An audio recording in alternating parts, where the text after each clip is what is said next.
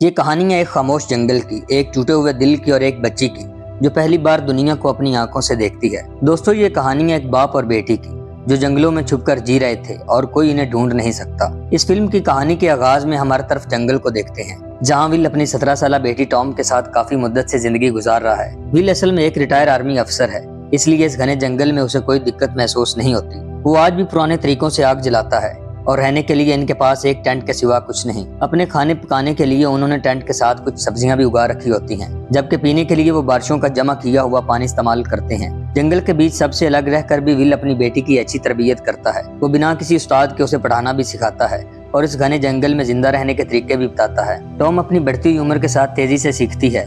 वो खाना इतना स्वादिष्ट बनाती है कि उसके बाप का काफी वक्त बच जाता है। विल अपने फ्री वक्त में टॉम के साथ चोर पुलिस खेलता है। वो उसे बताता है कि जंगल में खुद को किस तरह छुपाया जाता है ताकि किसी भी मुश्किल में सेफ रहा जा सके। विल टॉम को एक माँ की तरह सोने से पहले एक कहानी भी सुनाता है ताकि वो उस घने जंगल में रहते हुए बोर न हो जाए। विल को सब्जियों के अलावा कुछ चीजें लेने के लिए अक्सर शहर जाना पड़ता है, इसलिए वो हर बार की तरह टॉम को अपने साथ लेकर सुपरमार्केट जाता है, जहाँ से वो अपनी जरूरत का सामान खरीद कर वापस लौटते हैं। इनके अलावा इस जंगल में और लोग भी हैं जो इन्हीं की तरह बेरोजगारी में जिंदगी बसर कर रहे होते हैं। शहर आते जाते विल की इनसे मुलाकात होती रहती है। टॉम सारी दुनिया से भी इलादा रहते हुए किताबों के जरिए दुनिया से जुड़ी रहती है, क्योंकि विल ने उसे पढ़ाना भी सिखाया है और वो फ्री वक्त में अक्सर किताबें पढ़ती रहती है। टॉम किताब पढ़ रही होती है तो कोई अनजान शख्स उसे देकर आवाज देता है।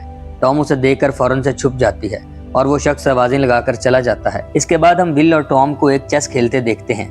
विल इस जंगल में रहते हुए भी अपनी बेटी को हर वो चीज सिखाता है जो जीनियस लोग करते हैं। चेस खेलने के दौरान इन्हें कुछ लोगों और कुत्तों के भौंकने की आवाजें आती हैं। वो इन तक पहुंचे इससे पहले ये लोग अपना सामान समेट कर भाग जाते हैं। ये असल में पुलिस होती है। वो अपने ट्रेंड कुत्ते के जरिए झाड़ियों में छुपे हुए विल को ढूंढ लेते हैं। विल के पुकारने पे टॉम भी झाड़ियों से निकलकर उनके पास आ जाती है। पुलिस जब विल की तलाशी लेती है तो उसके पास कुछ चाकू मिलते हैं जो उसने अपनी हिफाजत और सब्जियां काटने के लिए रखे होते हैं। यहाँ हम एक लेडी पुलिस वाली को भी देखते हैं जो टॉम को साथ लेकर उनके कैंप में जाती है। यहाँ वो टॉम से उसके बाप के बारे में सवाल करती है, क्या वो ड्रग्स लेता है और क्या तुम अपनी मर्जी से उसके साथ रहती हो।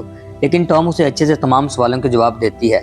इसके बाद ये पुलिस वाली कैंप में रखे हुए सामान को देखती है और कुछ तस्वीरें भी बनाती है। लेडी पुलिस ऑफिसर टॉम को सोशल सर्विसेज के जरिए एक अलग जगह ले जाती है, जहां टॉम को अपने बाप से आर्जी वक्त के लिए अलग कर दिया जाता है ताकि इस बात का पता लगाया जा सके कि उसे खुराक, तालीम और तिब्बी सहूलियात अच्छे से मिल रही हैं या नहीं। टॉम को एक शेल्टर में ले जाया जाता है जहां उसे सवाल किए जाते हैं और उसकी जिस्मानी और ज़हनी हालत का मुआयना किया जाता है। ये लम्हा टॉम के लिए बहुत नाजुक होता है क्योंकि वो पहली बार इस तरह अपने बाप से दूर की जाती है। दूसरी तरफ हम विल को देखते हैं। पुलिस वाले इससे 400 सवालों का एक टेस्ट सेशन लेने का बोलते हैं, जिसमें उसे सिर्फ ट्रू और फॉल्स में ही आंसर देना होता है। उसे बताया जाता है कि तुम्हें हर सवाल का 30 सेकंड में जवाब देना होगा, वरना 30 सेकंड के बाद खुद ही अगला सवाल आ जाएगा। यहाँ विल से पूछा जाता है, क्या तुम सुबह शांति से उठते हो और क्या तुम्हें सोते हुए डरा देने वाले सपने आते हैं।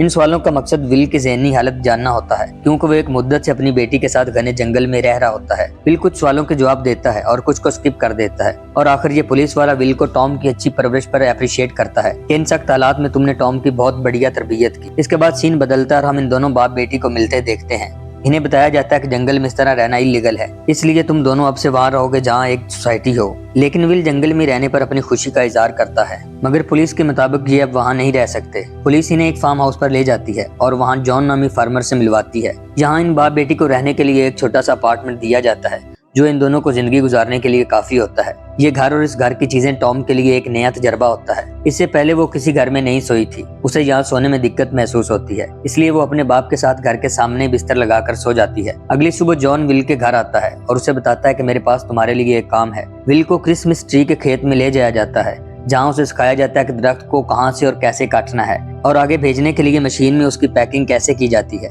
लेडी पुलिस ऑफिसर टॉम और विल के लिए अक्सर सामान लाती रहती है, लेकिन विल को जरूरत से ज्यादा सामान रखना अच्छा नहीं लगता। वो जरूरी चीजें तो रख लेता है लेकिन बाकी चीजें वहीं छोड़ देता है। जंगल से बाहर रहना टॉम के लिए एक शानदार एक्सपेरिमेंट रहता है। वो और कई चीजों के साथ साथ साइकिल चलाना भी सीखती है और ये उसके लिए एक पुरजोश लम्हा रहता है। विल टॉम को चर्च में भी ले जाता है ताकि वो रिलीजन के बारे में भी जान सके। टॉम को सड़क पे जाते हुए एक रैबिट मिलता है। वो उसे पास के एक घर में ले जाती है जहाँ एक लड़का अपने काम में लगा होता है। टॉम को इस लड़के से पता चलता है कि ये रैबिट इसका है जो कुछ देर पहले खो गया था। वो टॉम का शुक्रिया अदा करता है। इस तरह इन दोनों में दोस्ती होती है। वो टॉम को अपने घर के अंदर ले जाता है और काफी चीजों के बारे में बताता है। दूसरी तरफ हम विल को टॉम के लिए परेशान देखते हैं। क्योंकि वो इससे पहले इतनी देर घर से दूर नहीं गई थी। घर आने पर विल टॉम से काफी नाराज होता है। टॉम आगे से बोलती है कि अगर हमारे पास फोन होता तो हम राब्ता कर सकते थे। इस पे विल कहता है कि हम इससे पहले ऐसे ही रह रहे थे, लेकिन टॉम कहती है कि हमें वक्त के साथ खुद को बदलना होगा। विल को काफी गुस्सा आता है और वो टॉम से बोलता है कि जब हम उनके मुताबिक अपनी जिंदगी गुजार रहे हैं तो और कितना खुद को बदलें। टॉम काफी बदल चुकी होती है।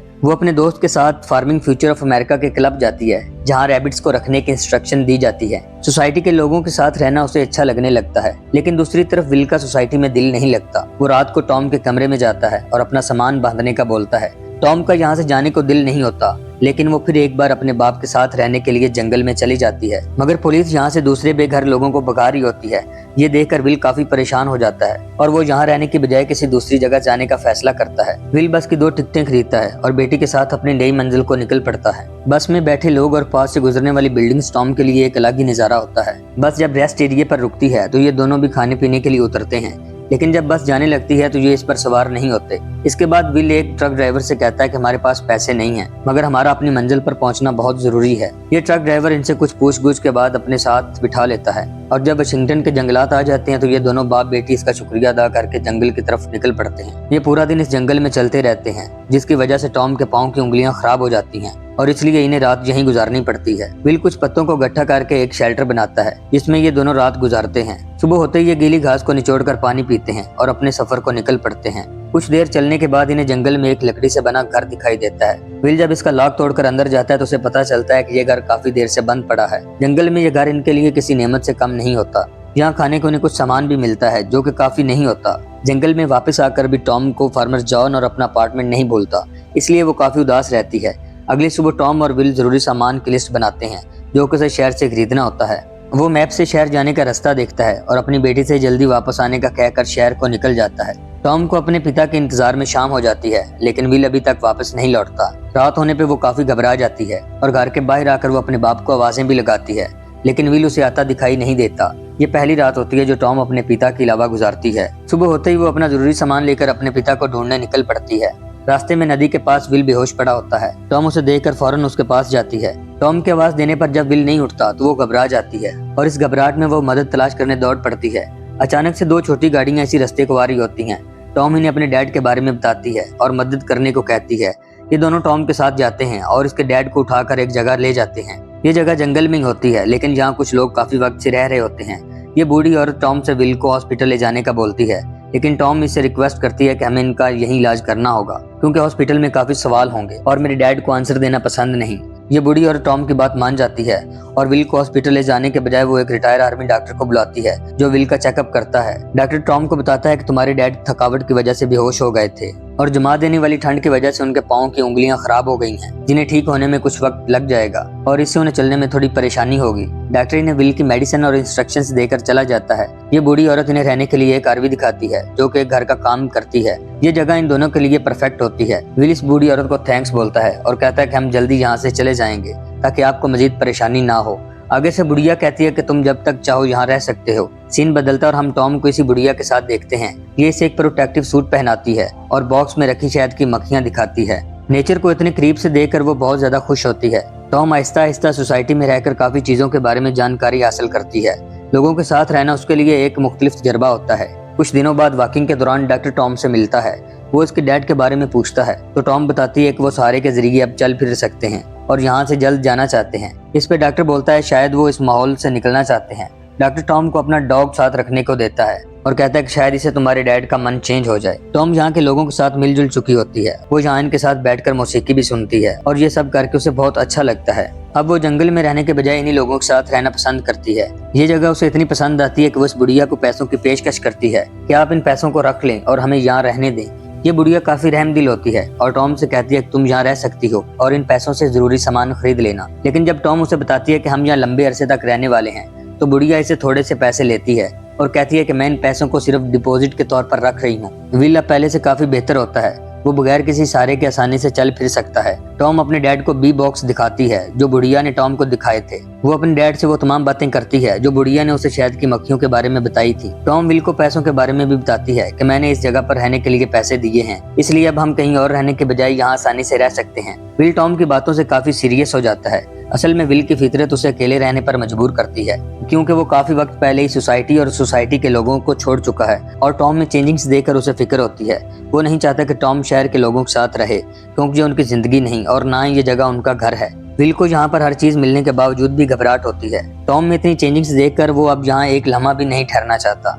विल यहाँ से जाने के लिए अपना सामान समेट रहा होता है, तो इसी लम्हे टॉम आ जाती है। वो अपने डैड से कहती है कि आपका पाँव पहले ही खराब है और आप यहाँ से जाने की तैयारी कर रहे हैं। विल कहता है कि मैं ठीक हूँ और अच्छे से चल सकता हूँ। इस बार टॉम चुप नहीं रहती और गुस्से में अपने डैड से कहती है कि आप भी अच्छे से जानते हैं कि आपका पाँव ठीक नहीं होने वाला। आगे से विल कहता है कि हम फिर भी यहाँ नहीं रह सकते क्योंकि ये हमारा घर नहीं है। टॉम को ये माहौल और इस माहौल के लोग पसंद आ चुके होते हैं, इसलिए वो यहाँ से जाना नहीं चाहती और डैड से कहती है कि मैंने इस जगह का रेंट दिया है और मैं यहाँ रहना चाहती हूँ, क्योंकि ये जरूरी नहीं जो कमियां आप में थी वो मुझ में भी हों। दोस्तों, ये सीन इस फिल्म का बहुत ही इमोशनल है। टॉम अब उस जिंदगी में वापस नहीं जाना चाहती जहाँ से वो आई थी, लेकिन इस सब के बावजूद वो एक बार फिर से अपने डैड के साथ जंगल की जिंदगी की तरफ निकल पड़ती है। रास्ते में चलते हुए टॉम को शहर के लोगों के साथ गुजारे पल याद आते हैं, इसलिए उसका चलना मुश्किल हो जाता है और वो वहीं रुक जाती है। वो अपने डैड से कहती है कि मैं मजीद आगे आपके साथ नहीं जा सकती। वो विल से कहती है कि अगर आप चाहते तो मेरे साथ रुक सकते थे, लेकिन आप यहाँ रुकना ही नहीं चाहते। विल भी जान चुका होता है कि टॉम का दिल अब जंगल की जिंदगी में नहीं लगेगा। वो अच्छे से जानता है कि टॉम अब बड़ी हो रही है और वो अपनी एज और अपने जैसे लोगों के साथ रहना पसंद करती है, इसलिए वो टॉम से इस बार अपने साथ चलने की कोई जिद नहीं करता। दोस्तों, ये सीन दिल को छू लेने वाला है, क्योंकि दोनों बाप बेटी जानते हैं कि वो एक दूसरे से हमेशा के लिए जुदा होने वाले हैं। दोनों बाप बेटी रोते हुए एक दूसरे को गले लगाते हैं और अपनी अपनी राह को निकल पड़ते हैं। दोस्तों, ये एंडिंग का सीन रुला देने वाला है। ये इस फिल्म का सबसे इमोशनल सीन है, जब ये दोनों बाप बेटी सारी जिंदगी के लिए अपने अपने रास्ते को चले जाते हैं। दोस्तों, फिल्म लीव नो ट्रेस एक गैर रवायती मगर गहराई से भरपूर है, जो इंसानी रिश्तों, माशरती तन्हाई और जज्बाती जख्मों की कासी निहायत खामोश और पुरअसर अंदाज में करती है। ये फिल्म जदीद दुनिया की उस सबसे बड़ी सच्चाई पर चोट मारती है कि हर शख्स को सिस्टम में ढलना चाहिए। विल एक ऐसा किरदार है जो ये मानने से इनकार करता है। वो एक ऐसा फर्द है जिसके लिए आजादी, फितरत और सुकून का मतलब कुछ और है। वो अपने अंदर जंग लड़ रहा है, मगर सोसाइटी उसे जंग को समझने के बजाय उसे दुरुस्त करने की कोशिश करती है। ये फिल्म असल में कुदरत और इंसानी वजूद के दरमियान एक डायलॉग है। फिल्म बार बार दिखाती है कि शहर के शोर और आर्टिफिशियल खुशियों के मुकाबले में जंगल एक ऐसी पनाह है जहाँ इंसान अपनी असल फितरत के करीब होता है। फिल्म हमें यह भी दिखाती है कि फितरत पनाह तो दे सकती है, मगर मुकम्मल तौर पर इंसानों से कट कर जीना मुमकिन नहीं, खास तौर पर जब आपके साथ एक बच्चा भी हो जो जिंदगी से जुड़ना चाहता हो। विल और टॉम के दरमियान ये बाप बेटी वाला रिश्ता एक जज्बाती पुल है जो वक्त के साथ कांपने लगता है। विल एक बाप है जो अपनी बेटी को महफूज रखना चाहता है, लेकिन इस अमल में वो अपनी बेटी को आगे बढ़ने से रोक रहा होता है। टॉम एक बच्ची है जो बाप से मोहब्बत करती है, लेकिन इसके अंदर ये शौर भी जन्म लेता है कि वो अपनी दुनिया खुद बनाना चाहती है। ये अंदरूनी कश्मकश फिल्म की असल जान है, जो अपने सादा अंदाज में इंसानी रिश्तों, जहनी पेचीदगियों और फितरत के साथ तल्लुक को कुछ ऐसे पेश करता है कि देखने वाला देर तक उसे अपने अंदर महसूस करता रहता है। ये फिल्म उन देखने वालों के लिए है जो कहानी से ज्यादा फीलिंग्स को देखते हैं और शोर से ज्यादा खामोशी को सुनते हैं। इस फिल्म की सिनेमेटोग्राफी कुदरती खूबसूरती को कैद करने में बाकमाल है। घने जंगलात, धुंधले मनाजिर और सादा लोकेशंस को इस अंदाज में पेश किया गया है कि फितरत एक खामोश किरदार बन जाती है जो कभी पनाह देती है और कभी सवाल उठाती है। दोस्तों, आपको आज की कहानी पसंद आई हो तो चैनल को लाइक और सब्सक्राइब कर दें।